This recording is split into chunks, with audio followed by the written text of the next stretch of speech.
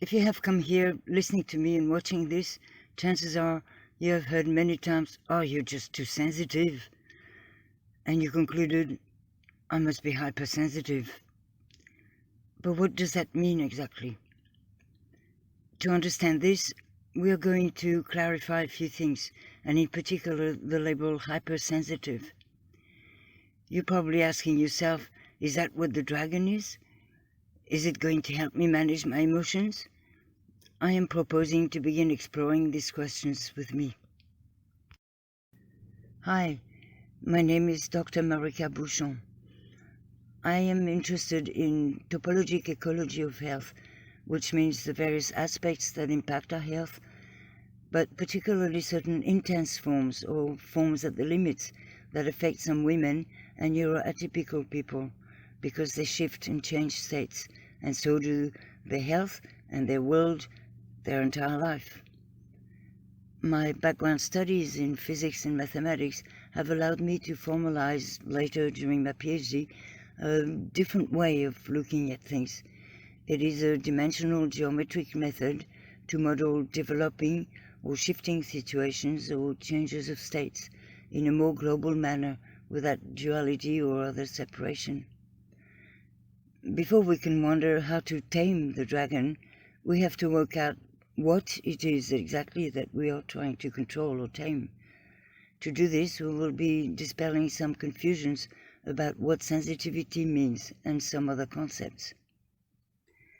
Overall, the words too sensitive, now we say hypersensitive, or their positive transposition into positive human benefits did not provide me with an explanation usefully enough to manage reactions, to correct what could be corrected, to understand what it was that I could actually modulate or change, and what was inherent in body or brain structure from childhood development, nor to understand difficulties and sensations, intolerances, which have nothing to do with psychological emotions.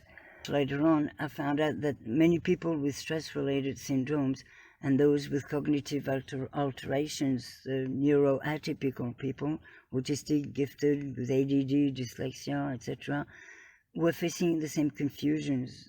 I had to find my own way, and I did that through research, both theoretical and experimental, on the stress-related syndromes. I studied the notions of health, body, and behavior in modern and in ancient cultures. All the explanations were confusing, sometimes contradictory, as much as all the modern conflicting advice, for example, on diets.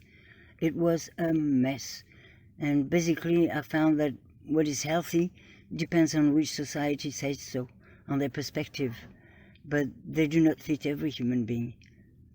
There is, however, a common thread, the difficulty inside in living, the constant effort, and it is ignored or assumed. This is what I'm aiming to bring to light later on. So, with this science outreach, I hope to save you some years of soul-searching and mountains of unnecessary detail learning and efforts by offering in a series of videos some clarifications which arose from my theoretical work, by sharing some of the practical implications, as well as findings from my 8 years of field observations in the Australian outback. Let's begin with a video of a plant from Thailand. It will show you that some of the roots of confusion about sensitivity come from language and culture. In this short film, the plant's behavior is biological. It is similar in animals and in human behavior. Plants are usually expected to stay still and just passively be swayed, not this plant, and not people. Please, in the slides and flat screens of this video, pay attention to the vocabulary I have used to introduce the abstract notions. The role of words is of significant importance. This will become clearer in a little while. Now I'm leaving you to the delight of these images.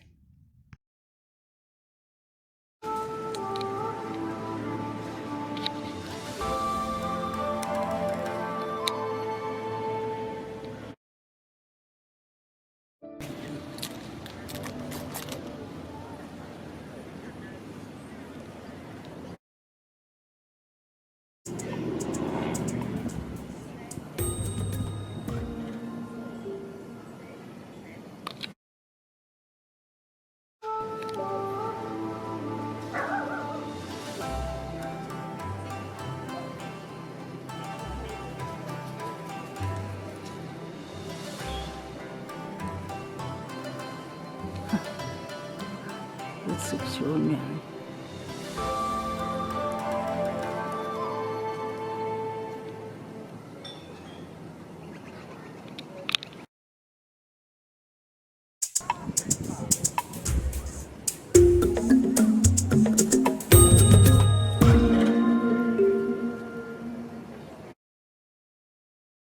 If you live in the jungle and if something wrong with the earth, this thing would go like that.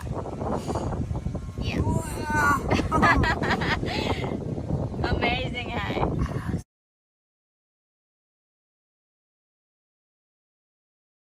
When the earth starting shaking, and then it happen reaction like they just like put themselves down.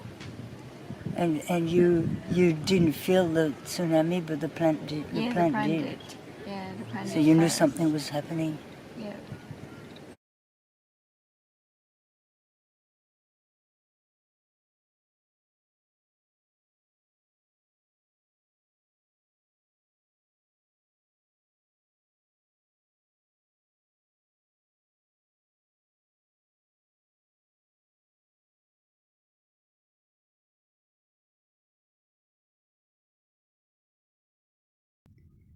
The plant is visibly reactive, but also subtly sensitive. That's why it can feel crisis coming and can warn us. What we know objectively here is only that the visible reaction of the plants signifies that something happened. But we only suppose that the plant sensed a subtle stimulus that humans could not feel. This is because over the centuries, people made connections between the events known later and the plant's behavior before the event, and that became part of the culture and also of the confusion between sensing and reacting. The behavior that we observe from outside is a reaction, and that is what warns people. Just like animals can become agitated before a strong storm. Some humans are like that too. The sensitivity is more rare. I filmed these plants to make it easier, more intuitive, to see the difference between sensitivity and reactivity. This is an important distinction because in humans, the emotions, sensory perceptions, and other reactions, immune reactions, for example, are processed by different body systems. In medicine, it's necessary to discern body systems, to provide specific information, which leads to specific diagnosis and different treatment approaches based on different frameworks of understanding. The plants cannot describe to us what they sense, the stimulus or signal they receive as signal captors or detect as living sensors. But we know that animals also feel things most of us do not. Dogs sensitive in nose, for example. So we call them sensitive animals, although we can only observe their reactions, their reactive behavior. It's a bit different for people, at least adults. We observe and can measure their reactivity, the intensity of their reactions, but only the individuals themselves can describe what their sensitivity detects. Unlike plants, a human living sensor can tell what it is that they apprehend, sense, their sensations. Imagine the Thailand plant in the quiet jungle. It is only occasionally subjected to stimuli. Now imagine that instead you place it in a busy city with cars and people around all the time. It will react to the vibrations due to the engine roar of a truck, but also at lesser intensity, yet more often, to passing cars and people brushing past, touching them all the time. Each stimulus may not be that big, but the total amount of stimulation provokes reactions just about all the time. Without rest from this environment, the plant never gets back to a non-stimulated state, and over time, the reactions keep increasing. Its sensors are triggered too often, too high, and it reacts more easily, more often, with more intensity. But its sensitivity has not changed. The plant has not become too sensitive or hypersensitive, just more reactive. The same happens with people, if you push the buttons or trigger the sensors all the time. We do not say that a plant is hypersensitive.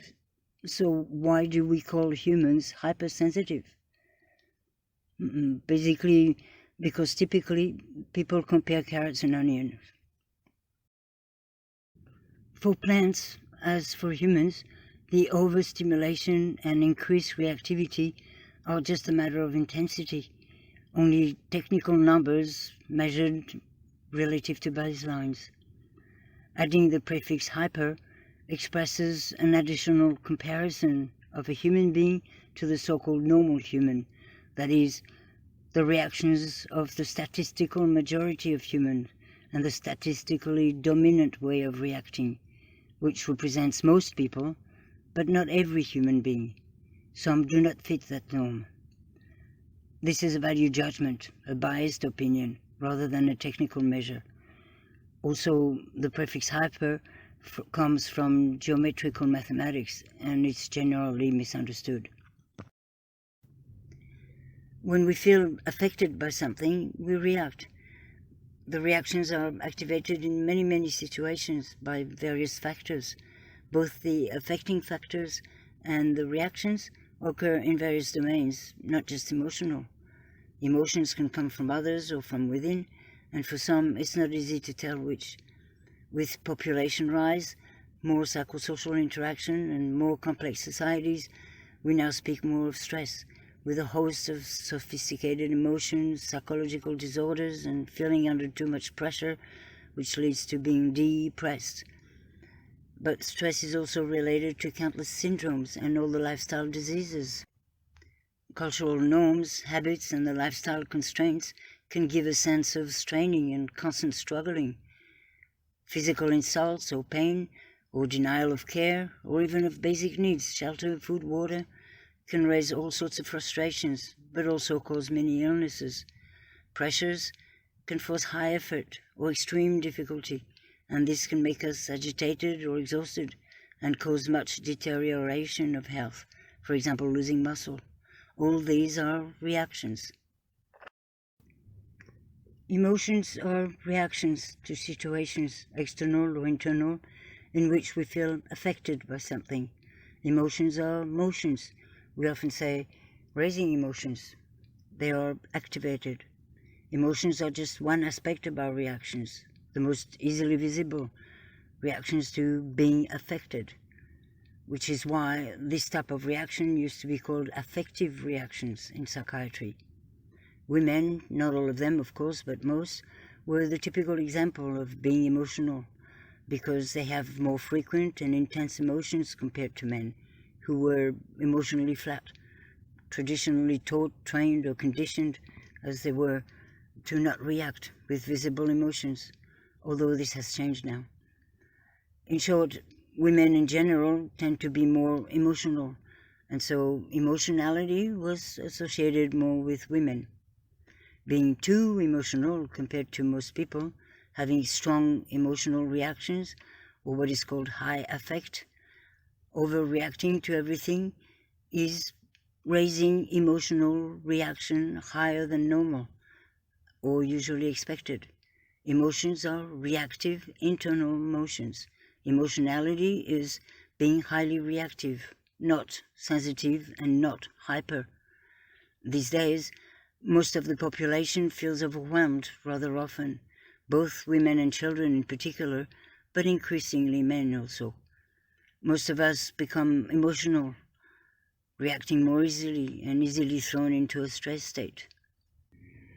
Let's put together this fundamental distinction with a quote that summarizes this. It is from Dr. Len Ox, who invented the low-energy neurofeedback technology despite having high-functioning autism. He is a neurophysiologist with a doctorate in psychology, and he is considered one of the pioneers of neurofeedback, a form of biofeedback.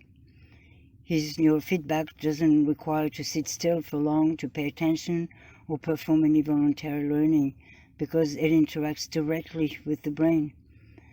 Based on his experiments with neurofeedback, and probably his own experience too, Len Ox makes this sharp conceptual distinction. Sensitivity input has no quality of intensity, but differentiates or notices small variations of input that may affect a person. However, culturally, sensitivity is confused with the reactions, the behavioral display of overreactions, and then translated into a personal trait of being hyper-reactive, and then people interpret this without much discernment as being hypersensitive. Reactivity, on its part, is defined by the intensity of the reactions, whatever the trigger or its manifestations. Discerning these two concepts is completely consistent with my own findings on the ecology of health in low-grade syndromes. Ultimately, most of the time, hypersensitive is a word used to mean large reactions, and it does not represent a particularly sensitive sensing. Basically, hypersensitive, in most cases, actually means overreactive, highly reactive. A difficulty in regulating reactions, and one problem we'll address later is what is it that regulates the reacting. But this difficulty can lead to increasing reactivity and overreacting, and this manifests in many forms, including in emotions and limbic brain function. That's a higher brain function in mammals, but by far not only, since we can be affected and react in many other ways, especially physical. So why do some people feel so affected and react so intensely? Humans can be reactive just as much as plants and animals, even normal people. Biologists say that about 20% of individuals in any species are reactive, and I did not say sensitive. As we have seen, some humans react intensely to many things that affect them: mental, physical, sensory, internal pain, societal pressures, etc. In modern life, this load can be quite heavy and can induce high reactions, up to exhausting the capacity to react at all, as in chronic fatigue or catatonia. However, only a very small proportion of individuals also have sensitivity to small signals or stimulations, which other people do not sense or notice, like the talent plant. In humans, the most obvious sensitivity is pain, and next is the sensory input. For example, the small but constant disturbance of the background noise of urban life in the distance. Most people do not perceive it consciously, but after many hours, it can be irritating to the nerves that react easily. The added sensory load adds up on top of the same normal sensory input that everyone perceives. For those who do hear it and cannot filter out this noise or ignore it, the compounding provokes or triggers reactions more intense and more often than normal people. The stimulation load is bigger for them and requires more processing, and this means also more internal effort. Double the dose of signal induces intense reactions. The typical example of this is autism, but it also occurs in gifted individuals and the stress-related low-grade syndromes. In the majority of cases, however, it is not a matter of both reactivity and sensitivity, or sensitivity alone. The high reactivity is often not due to an unusual sensitivity, but to the simple amount of disturbance and overstimulation, or its intensity. And anyone can end up with intense reactions. A typical extreme example is PTSD. Psycho-linguistic signals are one type of information that is not discerned by everyone, at least not consciously, but can have a powerful impact. Reading between the lines of what someone writes or says can trigger very strong emotional reactions.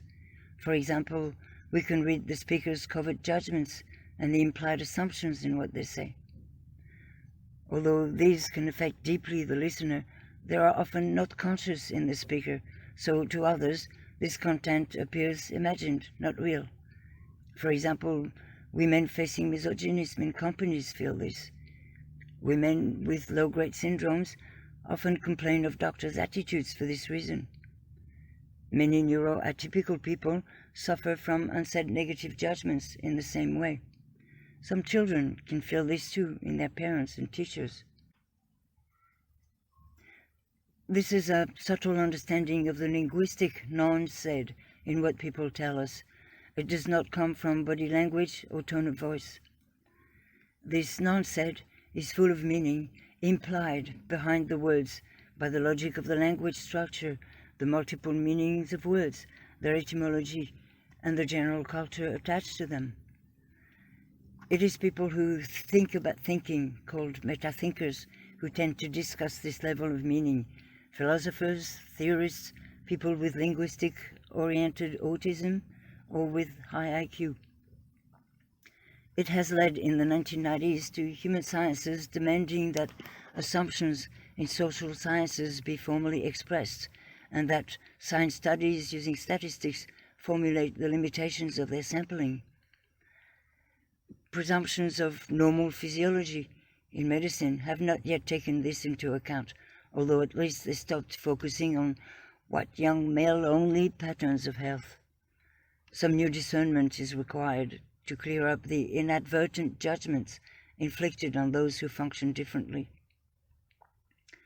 This non-said content is governed by enculturation, the ideas, beliefs, theories, and explanations we learn from childhood as truths, without realizing that they are valid within a certain context, a domain of validity, or a domain of application, and should not be overgeneralized. The result of all that I have explained until now is that nowadays there are just too many confusions between sensitivity and reactivity, emotionality and high IQ.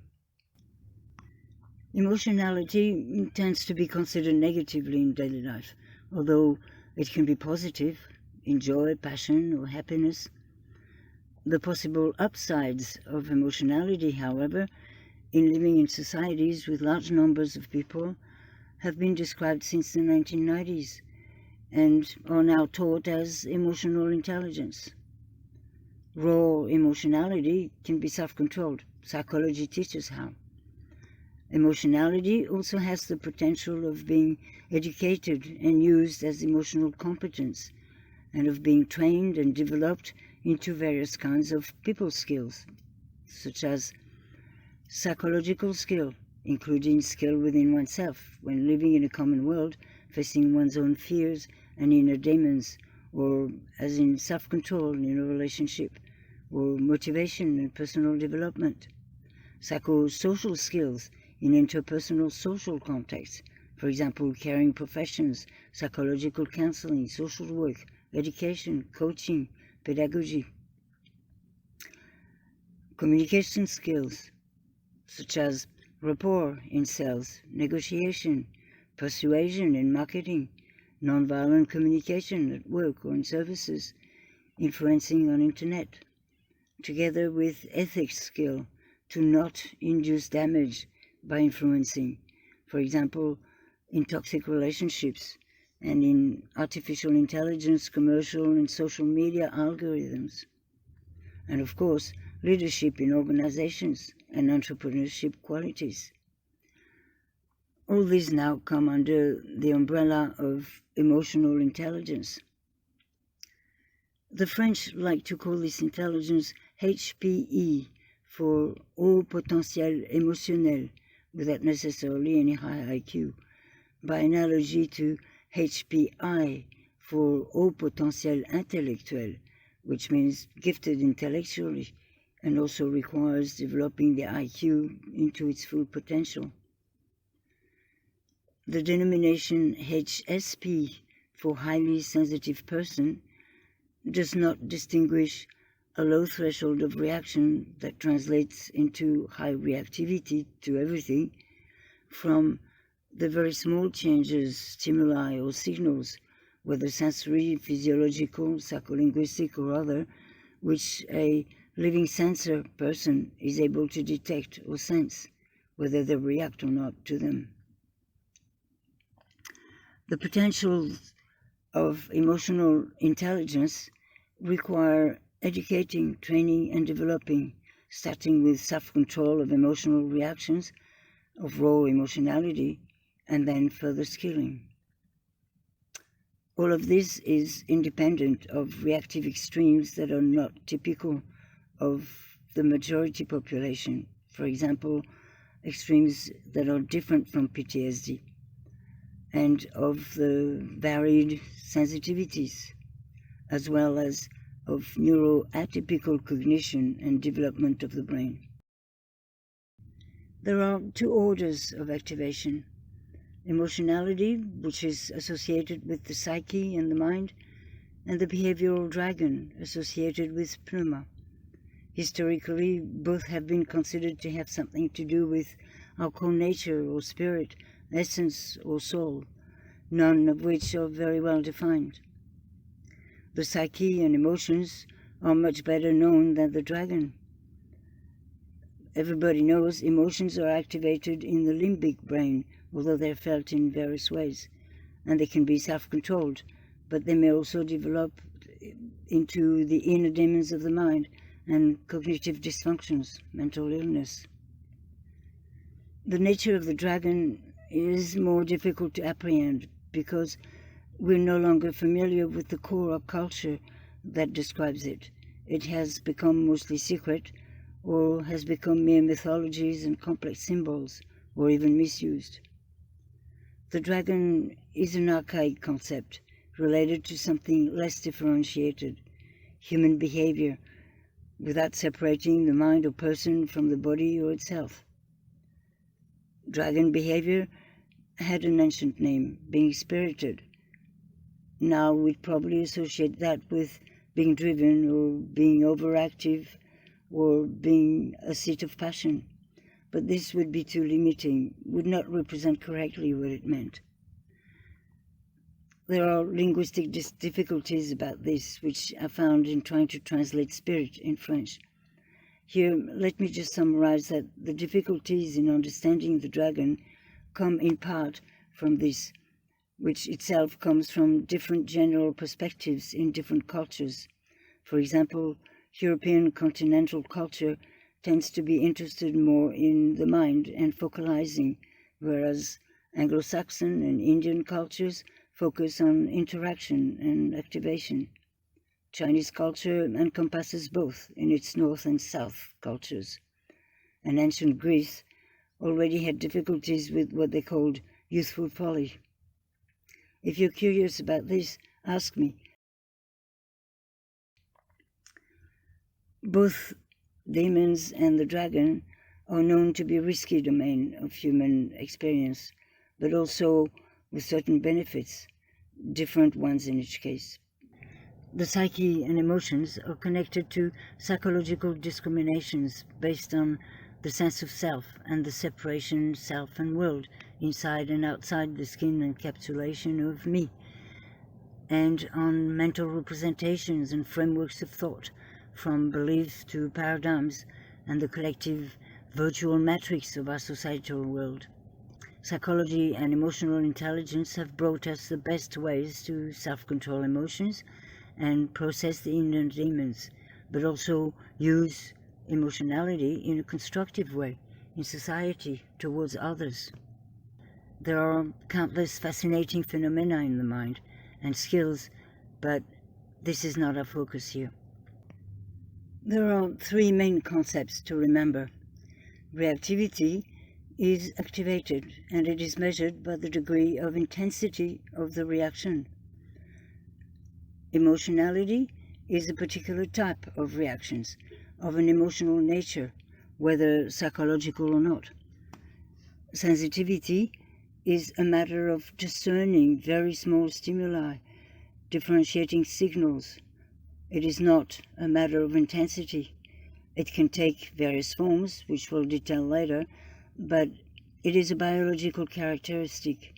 A living sensor receives additional small signals, detects small disturbances and stimulations, whether they react to them or not. In daily life, more often than not, what people complain about is a matter of high emotional reactivity rather than other types of reactivity or actual sensitivity. And high emotional reactivity tends to breed conflict, external with others and internal with self and morals. It also breeds inner demons, which must be faced in one's own mind, and outer demons or devils, which must be fought in the world and in society.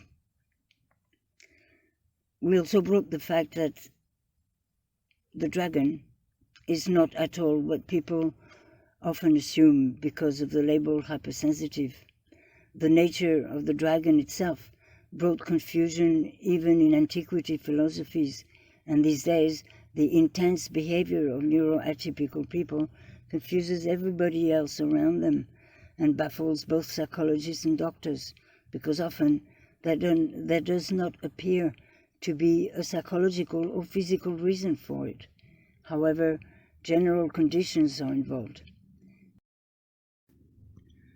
After these clarifications, you should be able to free yourself from the confusions that come with the label of hypersensitive, which explains nothing and means anything.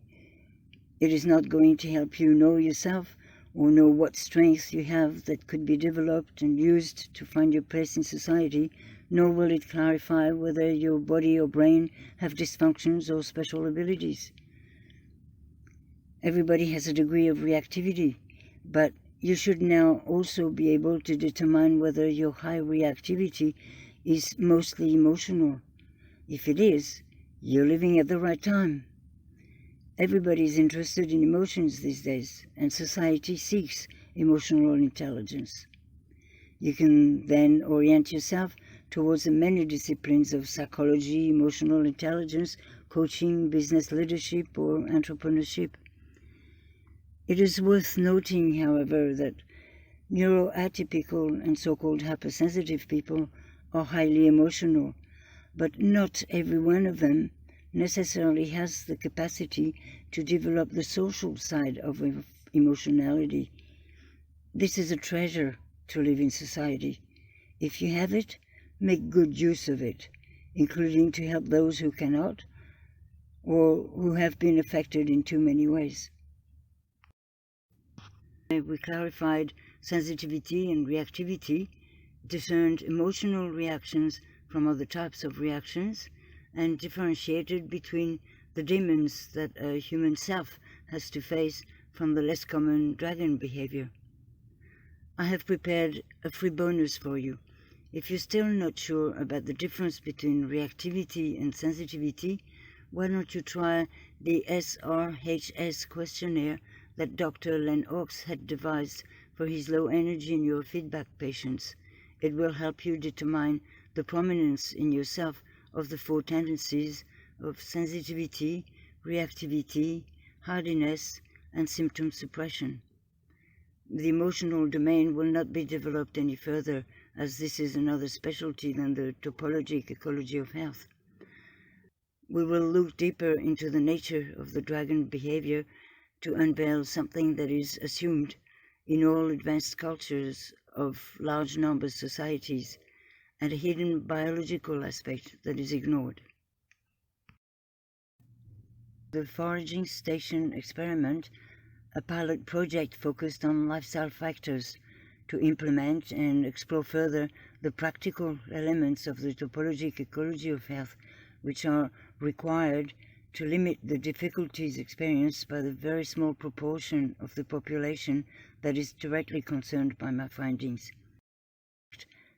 If this presentation challenged you or was useful to you, I am very interested in knowing in what way, and your remaining questions, so I can address them in preparing my outreach. Thank you for your attention. Marika Bouchon, signing off.